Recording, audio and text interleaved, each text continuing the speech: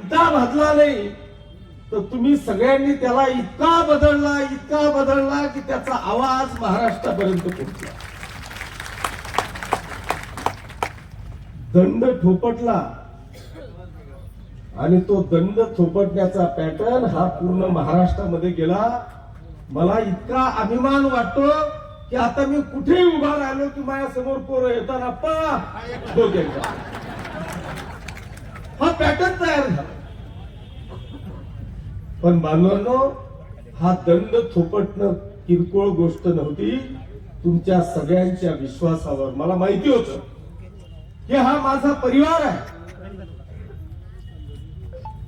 जो आवाज मी ठोकलाय तो आवाज ही जनता खाली पडू देणार नाही याची मला 100% खात्री होती. त्याच्यामुळे असे कितीही आले तरी मी त्यांना घाबरणार नव्हतो याची मला 100% खात्री होती. पण मी आज अनेक जण सांगतात, अरे जाऊ दे बाबा, त्यांच्या कुठे नांदी लागतो, ते ईडी फिडी कुठे मध्ये जेलमध्ये कुठे काय, कोणाच्या इन्क्वायऱ्या, कोणी म्हणे इन्कम टॅक्स, कोणी म्हणजे कोणता टॅक्स. पण मी त्यांना एकच सांगितलं, अरे या किशोर अप्पांनी 9 वर्ष जेलच्या बाहेर नोकरी केलेली आहे, 2-1 वर्ष मध्ये करून घेईल. त्याच्यामुळे जेलच्या बाहेर राहणं काय आणि मध्ये राहणं काय, त्या श्रीकृष्णाचाही जन्म मध्येच झाला होता.